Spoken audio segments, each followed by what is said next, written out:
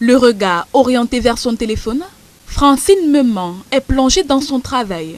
Une posture calme, maîtrisée, mais derrière ce silence et cette concentration, elle porte un poids invisible, longtemps enfui, qui a profondément marqué sa vie. Je souffre de drépanocytose, qui est une maladie avec laquelle on naît, et donc qui est une maladie avec laquelle on vit, dont on ne guérit pas. C'est une maladie chronique qui a des crises douloureuses. Les abus sexuels que j'ai subis pendant que j'étais dans la petite enfance et aussi dans la période de l'adolescence. 41 ans d'âge, mère de 2 enfants, aujourd'hui nutritionniste et psychothérapeute, elle a longtemps vécu entre douleurs physiques intenses et profonde détresse psychologique.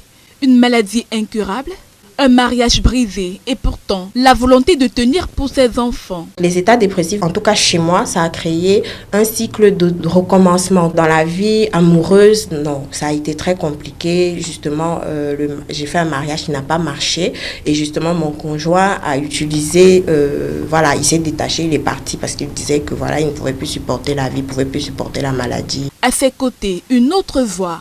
Celle de Vanessa Njewel, médecin de santé publique, mariée et mère de 3 enfants. Fin 2023, l'accumulation du travail, la pression professionnelle et des blessures affectives font basculer son existence. À un moment, j'ai commencé à avoir un surplus de travail et en même temps aussi, j'ai eu beaucoup de déceptions.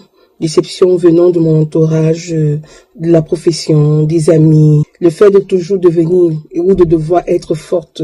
Le fait d'aider tout le monde pendant que moi, je m'effondrais. Et je me suis retrouvée en train de perdre plus de 50 kilos. Aujourd'hui, toutes deux vont mieux.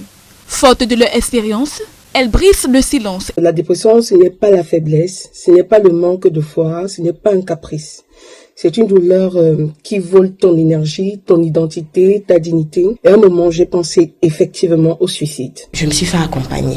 Donc, aller déjà voir un professionnel de la santé mentale. Il y a aussi ma vie spirituelle, je crois en Dieu. 2 histoires, 2 parcours, un même message. La dépression est réelle, elle se soigne et personne ne devrait la traverser seule.